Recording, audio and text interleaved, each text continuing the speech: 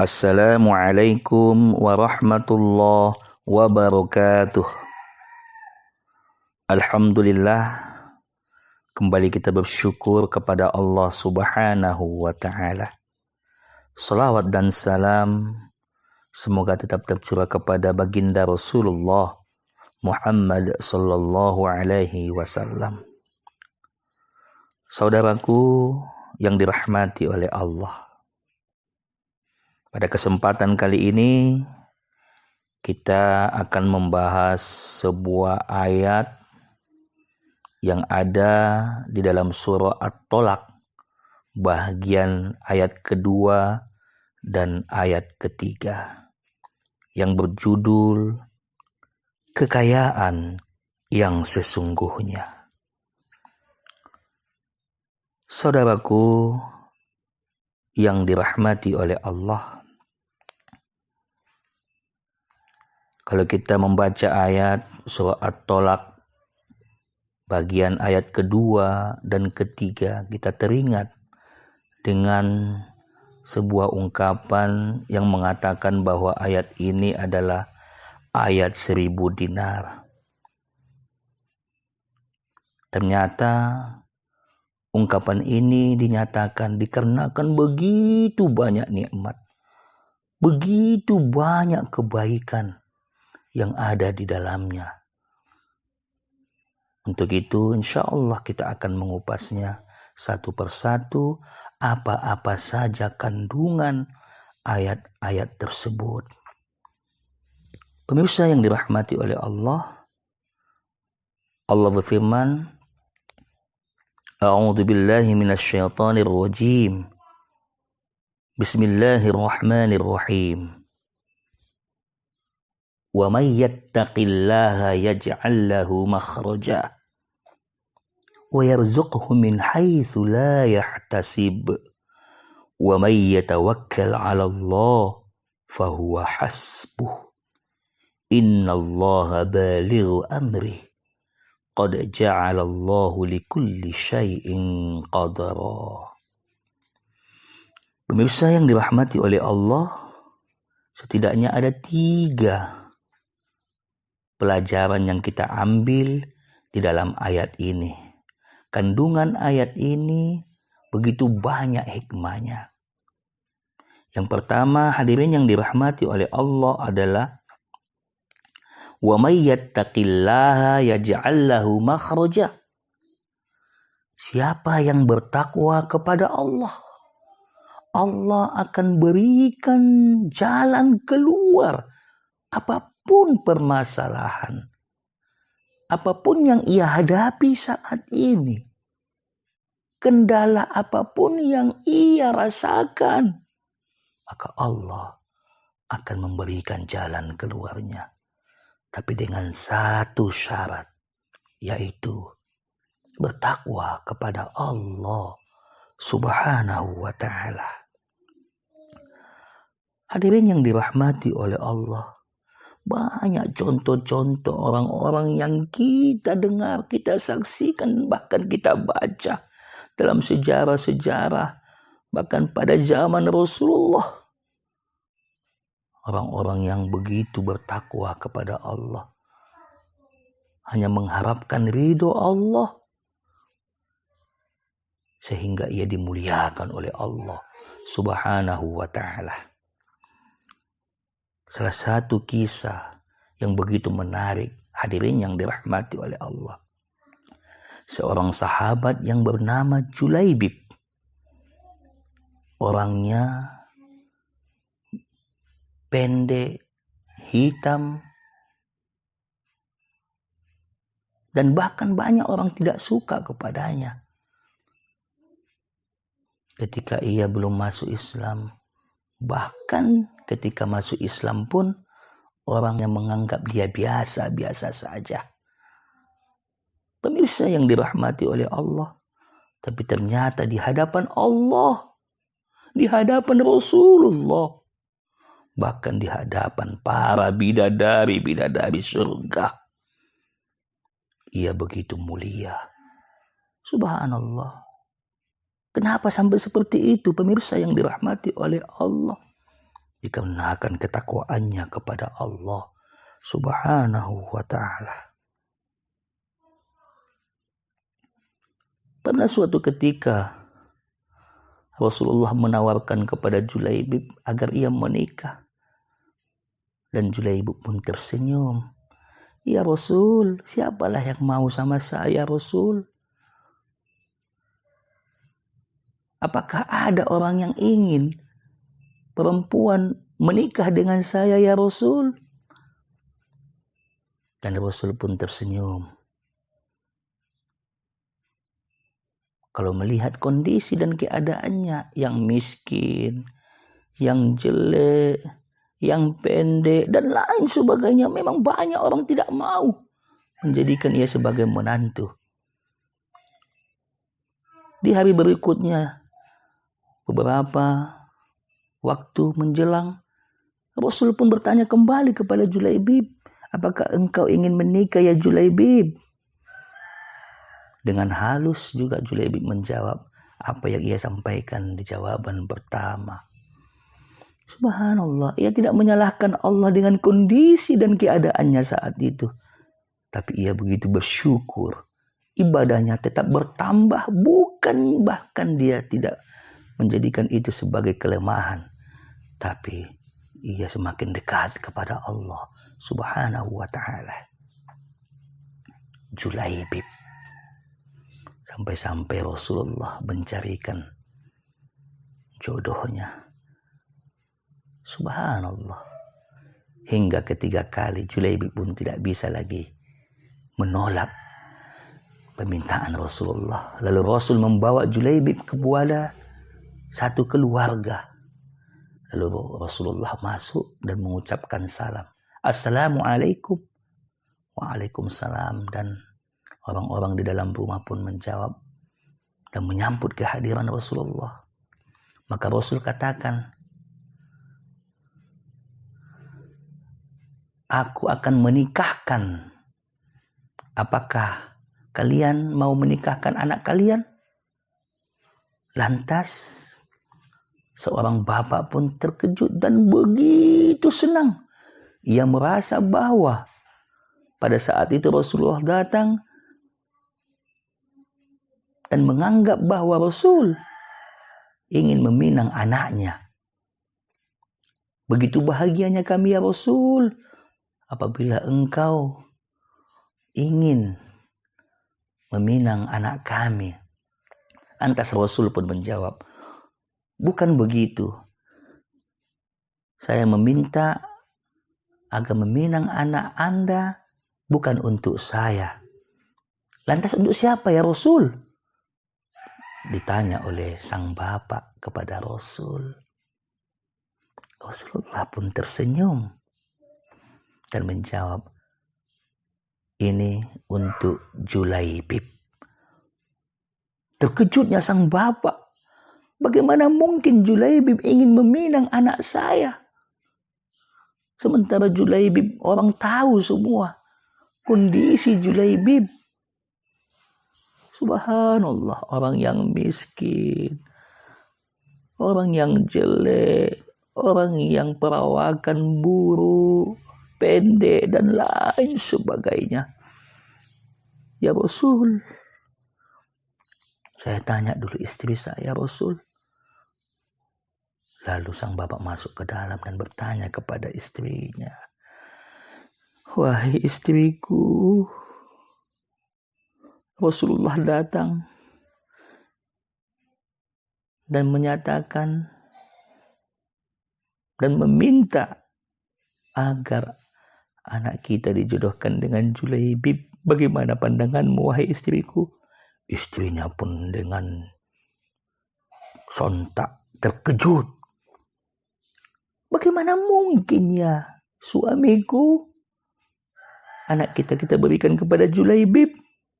Bayangkan saudara-saudara sekalian, pemirsa yang dirahmati oleh Allah.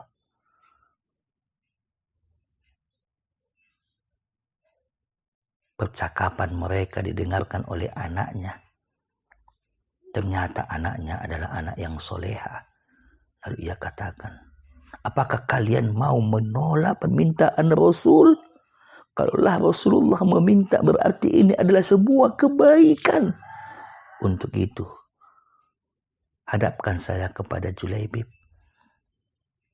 Subhanallah. Sehingga orang tua pun tidak bisa menolak lagi. Dan dihadapkan. Dan sang wanita pun begitu bahagia menikah dengan Julaibib. Dikarenakan pernikahan itu berbungkus dengan keimanan kepada Allah Subhanahu wa ta'ala.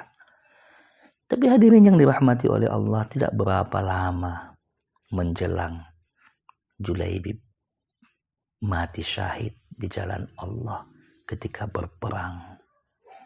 Pada saat itu Rasulullah begitu sedih, sangat sedih sekali dan merasa kehilangan. Lantas Rasulullah bertanya kepada para sahabat, "Ya ashabi, wahai para sahabatku, apakah kalian tidak merasa kehilangan?" "Tidak ya Rasul."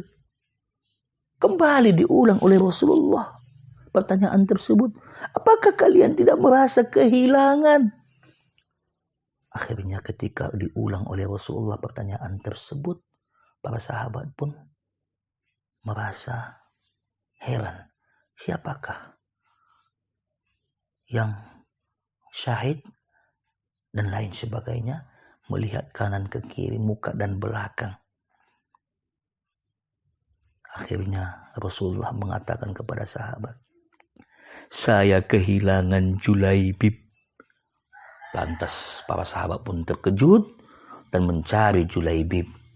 Pada akhirnya ia didapati dengan tubuh yang luka-luka dan di sekelilingnya adalah orang kafir Quraisy juga meninggal pada saat itu, hampir jumlahnya 8 orang. Subhanallah. Lantas Rasul sampaikan ternyata Julaibib sudah ditunggu oleh para bidadari surga. Saat ini Julaibib didoakan oleh ribuan malaikat. Saat ini ahlus sama, penduduk langit, bersegera ingin berjumpa dengan Julaibib dikarenakan ketakwaannya kepada Allah. Ia selalu beribadah kepada Allah. Ia selalu berpuasa untuk Allah. Ia selalu melakukan kebaikan hanya semata-mata mengharapkan ridho Allah. Subhanallah. Pada akhirnya ia meninggalkan dunia yang fana, yang mana dunia ini dan beserta isinya menganggap ia adalah orang biasa-biasa saja. Sementara akhirat, penduduk langit menganggapnya ia adalah orang yang luar biasa. Subhanallah. Untuk itu pemirsa, mari kita tingkatkan ketakwaan kita kepada Allah.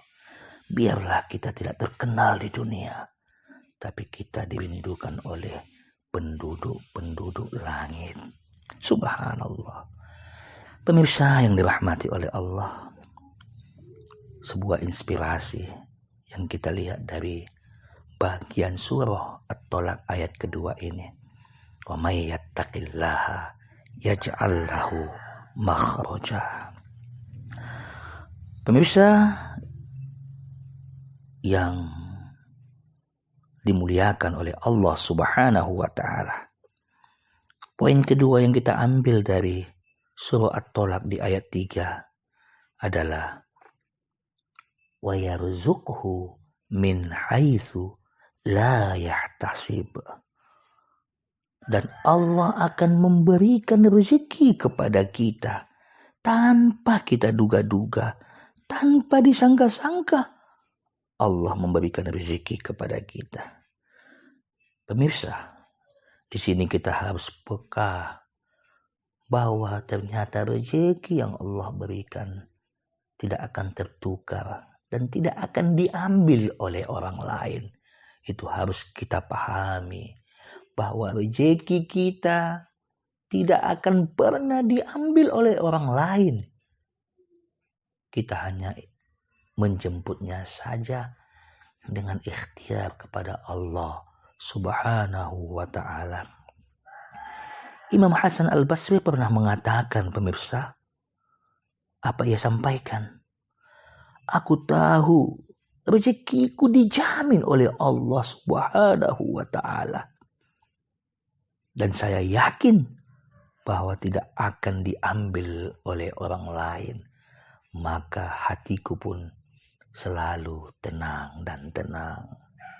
Subhanallah. Karena kita yakin Allah sampaikan di dalam Al-Quran yang berbunyi, wa ma min dabbatin fil ard illa 'alallahi rizquha wa ya'lam mustaqarraha wa mustauda'aha kullu fi kitabim mubin. Dan tidak satu pun makhluk yang bernyawa di bumi ini melainkan semuanya dijamin oleh Allah rezekinya. Dia mengetahui tempat kediamannya dan tempat penyimpanannya. Semua adalah tertulis dalam kitab Lauhul Mahfuz. Subhanallah, rezeki Allah yang mengatur. Kita lihat, pemirsa, bayangkan seekor cecak yang tidak bisa terbang. Ternyata makanannya, rezekinya adalah yang terbang seperti rayap, nyamuk, dan lain sebagainya. Kalaulah secara logika kita pikirkan, bagaimana mungkin seekor cecak bisa memakan seekor rayap yang pakai sayap terbang kemana-mana. Tapi ternyata rayap itulah yang mendatangi cecak. Nyamuk itulah yang mendatangi cecak. Sehingga ia bagian dari rezeki yang Allah berikan kepadanya. Subhanallah. Begitu juga cacing yang berada di dalam tanah. Secara logika tidak akan mungkin ia mendapatkan rezeki. Bisa makan dan lain sebagainya. Tapi ternyata semuanya Allah sudah mengaturnya. Coba kita lihat sebuah kisah, pemirsa yang dirahmati oleh Allah. Kisah Nabi Sulaiman dengan seekor semut. Ketika Nabi Sulaiman sedang bersantai di dekat danau, ia menyaksikan seekor semut membawa satu biji gandum. Lalu ia berada di tepi danau. Sampai di sana, ternyata ada seekor katak yang sudah menunggu semut tersebut. Lalu sang katak membuka mulutnya. Dan semut pun masuk ke dalam mulut sang katak beserta gandum tersebut. Lalu katak pun masuk ke dalam danau. Apa yang terjadi, pemirsa yang dirahmati oleh Allah? Tidak berapa lama kemudian, sang katak pun keluar dari danau tersebut. Lalu berada di tepi danau dan mengeluarkan semut. Lalu semut pun keluar dari mulut katak. Lalu pergi begitu saja. Akhirnya Nabi Sulaiman pun terkejut melihat kenyataan apa yang dilakukan semut ketika berada di dalam danau. Lalu ia bertanya kepada semut, apa yang engkau kerjakan wahai semut? Lalu sang semut pun menceritakan bahwa, ya Nabi Allah, ada di dalam danau tersebut seekor cacing yang berada di dalam batu yang ada rongganya. Di dalam tersebutlah sang cacing itu tidak bisa mencari makan dan dia tidak bisa berkeliaran dikarenakan matanya buta, tidak bisa melihat apapun. Ia tetap berada di dalam rongga batu itu. Maka Allah mengutus saya sebagai pengantara untuk memberikan rezeki kepadanya setiap hari. dibantu oleh sang katak masuk ke dalam danau tersebut. Subhanallah. Lalu apa yang engkau katakan kepada cacing tersebut? Ketika saya antarkan gandum dan saya sampaikan ini pesan dari Allah, lalu sang cacing pun menjawab, "Ya man la yansani fi jawfi hadhihi birizkika la tansa ibadikal mu'minin birahmatika." Subhanallah. Wahai zat yang tidak melupakan aku yang berada di dalam danau ini, danau yang dalam ini, sehingga aku tetap mendapatkan rezekimu. Untuk itu ya Allah, janganlah engkau melupakan hamba-hambamu yang senantiasa beriman dengan rahmatmu. Subhanallah. Yakinlah pemirsa, rezeki Allah akan senantiasa berikan kepada kita. Kepada orang-orang yang tidak menyembahnya saja Allah tetap memberikan rezeki kepadanya. Apalagi kepada orang-orang yang taat kepadanya. Orang-orang yang senantiasa menyembahnya. Orang-orang yang senantiasa basah mulutnya dan berzikir untuknya. Justru lebih diistimewakan oleh Allah Subhanahu wa ta'ala. Itu pemirsa yang dirahmati oleh Allah. Jangan kita khawatir dengan rezeki yang Allah berikan. Selagi kita hidup, rezeki itu akan tetap ada dan tidak akan pernah bertukar. Ia akan senantiasa ada, tinggal kitalah yang akan menjemputnya. Pemirsa hadirin yang dirahmati oleh Allah, wa yarzuqhu min haitsu la yahtasib. Dan yang terakhir adalah poin ketiga, wa may yatawakkal 'alallah fa huwa hasbuh. Barang siapa yang bertawakal kepada Allah, maka Allah akan cukupkan baginya apapun yang ia inginkan. Tawakal dengan kata arti adalah setelah ia berikhtiar kepada Allah, berusaha sepenuhnya mengharapkan ridho Allah. Setelah itu ia berdoa agar usahanya bisa diterima oleh Allah. Maka setelah itu ia tawakal, serahkan semuanya urusannya kepada Allah Subhanahu wa ta'ala. Subhanallah. Sebagaimana kita lihat, pemirsa yang dirahmati oleh Allah, seorang yang bernama Al-Muwaffaq hanya pekerjaannya tukang jahit sepatu, tapi ia bisa memuliakan jamaah haji yang jumlahnya ratusan ribu dikarenakan subhanallah tawakalnya kepada Allah. Padahal ia ingin berhaji pada tahun itu. Niatnya sudah dari tahun ke tahun ia ingin melakukan ibadah haji. Tapi ia simpan. Dan ia yakin mudah-mudahan suatu saat nanti ia akan melakukan ibadah haji. Pemirsa, seorang ulama zuhud yang bernama Abdullah bin Mubarak. Ketika itu ia bermimpi di Masjidil Haram. Ia berjumpa dengan dua orang malaikat. Lalu sang malaikat satu dengan yang lainnya saling bertanya. Pertanyaan pertama oleh malaikat yang satu dengan yang lainnya. Berapa orang yang melaksanakan ibadah haji tahun ini? Lalu malaikat yang satu menjawab, sekitar 600.000 orang jumlahnya.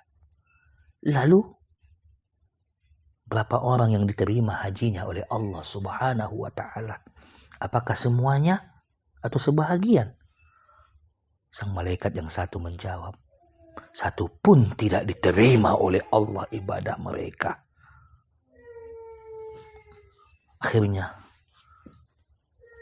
dikarenakan ibadah haji muwafaq, yaitu seorang tukang sepatu yang berada di kota Damaskus, sehingga ibadahnya diterima oleh Allah dan ibadah para jamaah haji pun diterima oleh Allah Subhanahu wa ta'ala. Dahsyat dengan tawakalnya kepada Allah. Walaupun ia tidak berhaji pergi ke Mekah, tapi dengan izin Allah, keriduan Allah, niatnya ingin ibadah haji itu diganti oleh Allah, sehingga bisa menjadikan ratusan ribu jamaah haji yang awalnya belum tentu diterima oleh Allah, akhirnya diterima oleh Allah Subhanahu wa ta'ala. Sebagaimana yang diterangkan dalam kitab Irsyadul Ibad ila Sabilir Rasyad karya Syekh Zainuddin Ibnul Abdul Aziz Al-Malibari. Beliau mengisahkan bahwa ketika Abdullah bin Mubarak terbangun dari tidurnya, lalu Abdullah bin Mubarak menuju Damaskus untuk mencari yang bernama muwafaq. Pada saat itu pemirsa, tempatnya begitu sulit, tapi ia tetap berusaha. Begitu terpencil, tapi Abdullah bin Mubarak terus berusaha mencari yang bernama muwafaq. Ternyata sampai di rumah muwafaq, apa yang terjadi pemirsa? Bahwa niat cita-cita yang mana selama ini sebenarnya hampir terkabulkan tahun ini, tapi dikarenakan pemirsa yang dirahmati oleh Allah, ada uang yang sudah dikumpulkan oleh Al-Muwafaq, tapi dikarenakan sebuah kebutuhan tetangganya, dan tetangganya itu adalah anak-anak yatim, bahkan hampir beberapa hari tidak makan. Akhirnya sang muwafaq memberikan uang tersebut yang ingin ia bawa untuk menunaikan ibadah haji. Sang istri bertanya, "Kalaulah engkau berikan uang tersebut, lalu engkau apakah bisa berhaji kembali?" Insya Allah, Allah akan memberikan jalan kepada saya untuk bisa berhaji. Insya Allah, subhanallah. Pemberian muwafaq kepada tetangganya yang membutuhkan makanan beberapa hari, mereka tidak mengkonsumsi makanan, lalu muwafaq memberikannya, maka subhanallah, dengan pemberian tersebut akhirnya Allah menerima haji Al-Muwafaq dan menerima haji para jamaah tahun itu, bahkan jumlahnya sampai 600.000 orang. Subhanallah, kisah yang begitu inspiratif. Makanan yang mana pada saat itu diberikan, yang dilihat oleh Al-Muwafaq pada saat itu, istrinya pengen sekali ingin merasakan makanan yang mana pada saat itu dimasak oleh tetangganya. Pemirsa, pada saat itu istrinya hamil dan mengidam. Lalu Muwafaq pun melihat, mengetok pintu tetangganya, ingin meminta sedikit makanan tersebut. Lalu ada seorang ibu yang memasak makanan itu, dan Muwafaq memintanya. Sang ibu mengatakan, "Ya Pak, mohon maaf, makanan ini tidak bisa saya berikan kepadamu dan keluargamu. Bagi kami ini halal, tapi bagi kalian ini haram." "Kenapa wahai ibu kau katakan seperti itu?" "Karena makanan ini adalah makanan yang sudah menjadi bangkai, yang saya dapatkan di pinggir laut sana. Lalu saya ambil, saya masak, dan akan kami makan. Karena kami sudah beberapa hari ini tidak makan. Sang wapak pun menangis. Sampai-sampainya seperti ini. Makanya akhirnya sang wapak ketika mendapatkan uang dan mengumpulkan uang yang selama ini, yang ingin niatnya melaksanakan ibadah haji, diberikan semuanya kepada sang ibu dan anak-anak yatim yang ada di rumah tersebut. Akhirnya sang wafak lega, walaupun ia tidak bisa berhaji, tapi ia sudah membantu tetangganya sehingga mendapatkan rezeki dari Allah dan tidak lagi memakan bangkai, yang mana bangkai itu sangat tidak sesuai dan dilarang oleh Allah Subhanahu wa ta'ala. Makanya Abdullah bin Mubarak pun meneteskan air mata mendengarkan kisah Al-Muwaffaq. Maka wajar dikarenakan Al-Muwaffaq ia diterima oleh Allah hajinya beserta ratusan ribu jamaah pada tahun itu. Subhanallah. Untuk itu pemirsa, mari sama-sama kita benar-benar bertawakal kepada Allah. Setelah ikhtiar dan doa kita lakukan untuk Allah, semata-mata mengharapkan ridho Allah. Pada akhirnya insya Allah kebahagiaan yang hakiki, kekayaan yang sesungguhnya akan kita dapatkan. Pertama dalam ketakwaan kepada Allah, sehingga rezeki pun akan mengalir terus menerus yang Allah berikan. Karena kita tahu rezeki kita tidak akan pernah tertukar. Yang terakhir, kita bertawakal kepada Allah setelah kita berusaha dan berdoa mengharapkan ridho Allah Subhanahu wa ta'ala. Mungkin inilah yang dapat kita sampaikan pemirsa. Lebih dan kurang mohon maaf. Assalamualaikum warahmatullahi wabarakatuh.